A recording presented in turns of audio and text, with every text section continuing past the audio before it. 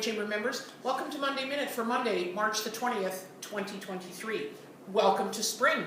It's hard to know outside with all the snow, but certainly the weather and the days, longer and the weather will be getting better, I'm sure. Several items for you today as we head into the pre-budget season. Of course, we've got the provincial budget this week on Wednesday, and then the federal budget next week, Tuesday. And we're being bombarded with lots of announcements and information about that. But I do have several items for you today. From the province of Saskatchewan last week, they announced housing starts have seen a significant boost over the same period from February 2022 to 2023. Saskatchewan is leading the nation once again in wholesale trade, with January's wholesale trade number at $4.9 billion. So a couple of great stories for you there. As well, we know that the Premier announced last week that $297 million investment set a new record, of course, for municipal revenue sharing in the province. That will come out as part of the budget on Wednesday.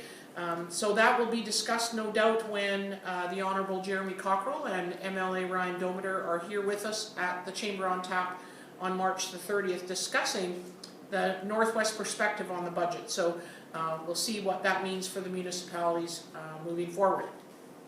As well, Canada's Business Data Lab through the Canadian Chamber in partnership with Statistics Canada has a new report out on Canada's new workplace mobility trends.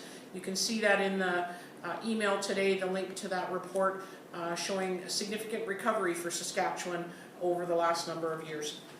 And then the big issue of the day today is a letter that was written yesterday by the Honourable Perrin Beatty of the Canadian Chamber of Commerce. His concern went to the Standing Committee on Canadian Heritage and a motion specifically on Meta and Google. And while his letter specifically notes that his concern is not about C-18, the bill itself, or the companies currently debating with the committee, its merits, but it's the precondition for free discourse in our democracy, he says.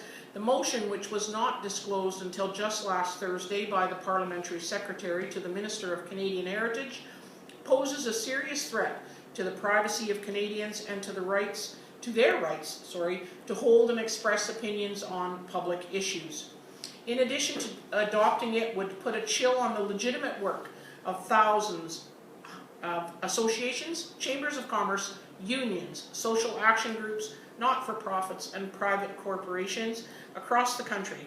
It is impossible to know who the next target of this type of measure will be. The letter goes on, and then he has at least 5 points that he brings to the committee's attention, showing their serious concern about this type of action. So I wish you a few minutes to take the time to read that and understand that issue. And I wish you nothing but a great week in business. As I say, we'll hear from the provincial government on Wednesday on the budget. Please book your tickets to come to the Chamber on Tap next week to hear about that. And we will have a great week in business, no doubt, in the Battlefords. Have a great week.